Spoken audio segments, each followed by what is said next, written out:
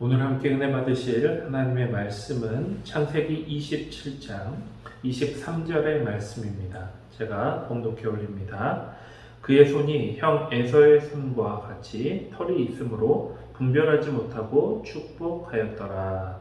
아멘. 오늘은 창세기 27장 말씀을 함께 보며 하나님께 은혜 받는 시간이 되시기를 주님의 이름으로 소망합니다. 오늘 함께 보신 창세기 27장의 말씀은요, 여러분들께서도 많이 들어서 잘 아시는 본문일 줄 알고 있습니다. 여러분, 어떤 내용입니까? 바로 야곱이 그 아버지 이삭을 속이고 장자의 축복을 받는 바로 그 이야기를 말하고 있습니다. 저는 이 이야기를 들을 때 항상 이런 생각을 해봅니다. 야곱은 꼭 이렇게까지 해야 했는가? 하나님의 은혜를 사모하고 적극적으로 그 은혜를 받기 위해 나서는 것도 분명 필요한 행동이지만 아버지를 속이고 형과 원수가 되어서 이제 함께 살지도 못하게 되었는데 꼭 이렇게까지 해야 하나님이 기뻐하실까? 이렇게 생각해 보았습니다. 어떻게 보면 그 아비가 자식에게 축복한다는 것, 이것은 하나님께서 주신 은혜가 틀림없을 것입니다. 하지만 오늘 이 가정에서는 도리어 이것이 은혜가 아닌 분쟁의 씨앗이 되었고 가족 모두에게 상처를 주게 된 것입니다. 여러분, 왜일까요? 왜 이렇게 된 것일까요? 어제 우리가 함께 보았던 26장의 마지막 34절로 35절 말씀을 함께 보기 원합니다. 에서가 40세에 헷 족속 부에리의 딸 유딧과 헷 족속 엘론의 딸 바스맛을 아내로 맞이하였더니 그들이 이삭과 리브가의 마음에 근심이 되었더라.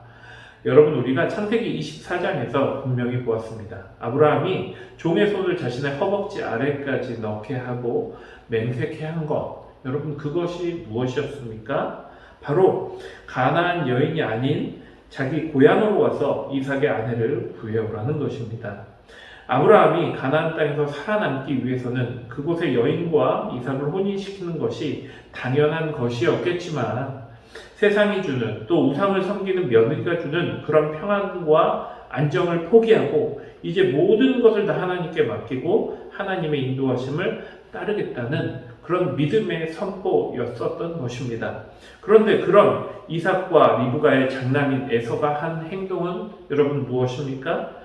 그 장본인인 부모를 보고도 그는 가나안 족속의 하나인 헷 족속의 여인을 아내로 들이고 이에 이삭과 리브가는 근심을 하고 있는 것으로 26장이 이렇게 마무리가 되고 있는 것입니다.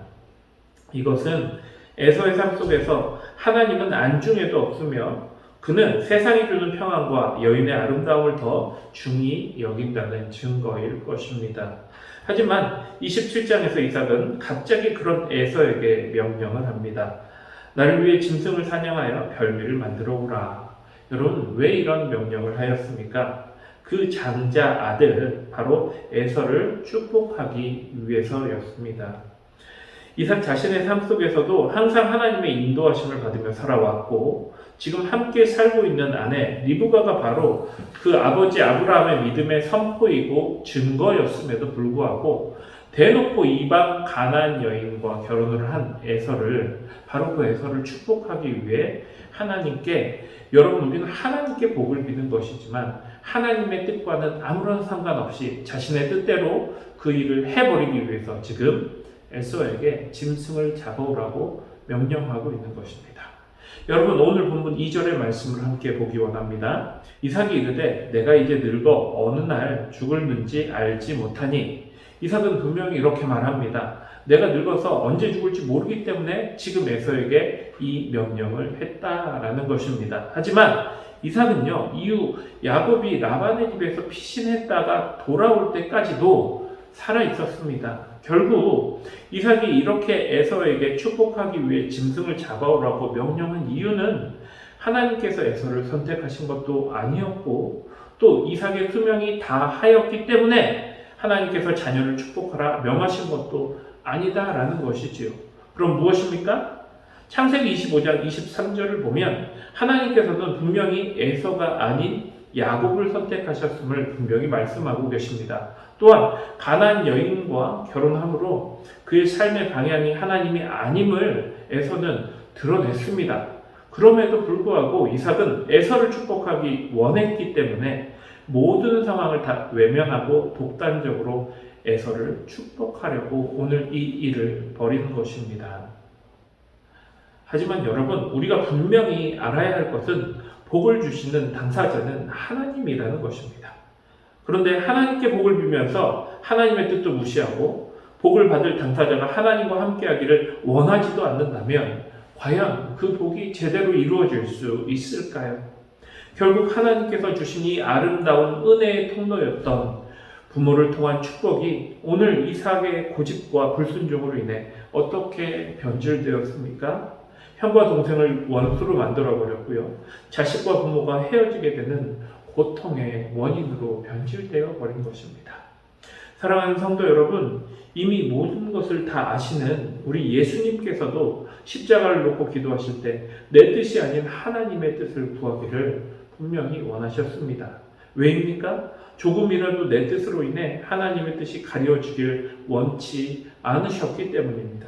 온전한 하나님의 뜻이 가장 큰 은혜이고 진리임을 인정하셨기 때문입니다. 그러므로 오늘 이 시간 이 말씀을 통해 우리가 다시 한번 나를 되돌아보기를 원합니다.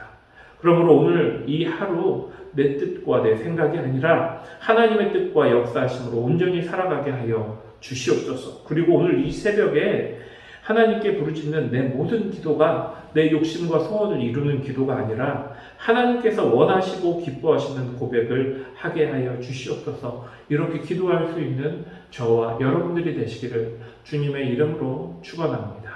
우리 함께 기도하겠습니다. 사랑의 하나님, 감사를 드립니다. 하나님, 매일매일 우리가 하나님 앞에 서고 하나님께 기도를 하면서도 하나님의 뜻을 드러내는 것이 아니오라. 아버지, 내 욕심 때문에, 내 자만 때문에 아버지 내 뜻이 하나님의 뜻을 가리지는 않았습니까? 이 시간 하나님 앞에 간절히 다시 한번 회개합니다. 하나님, 그리고 이제부터는 오직 하나님의 뜻만 구하고 하나님의 뜻으로 살아갈 수 있는 아버지, 저와 우리 성도님들이 될 수 있도록 주님 역사하여 주시옵소서. 그리고 그 하나님의 뜻을 가지고 오늘도 세상으로 나아가 온전히 승리할 수 있는 아버지, 우리 성도님들이 될 수 있도록 함께하여 주시옵소서. 이 모든 말씀 살아계신 예수님의 이름으로 기도드립니다. 아멘. 우리 함께 기도하겠습니다.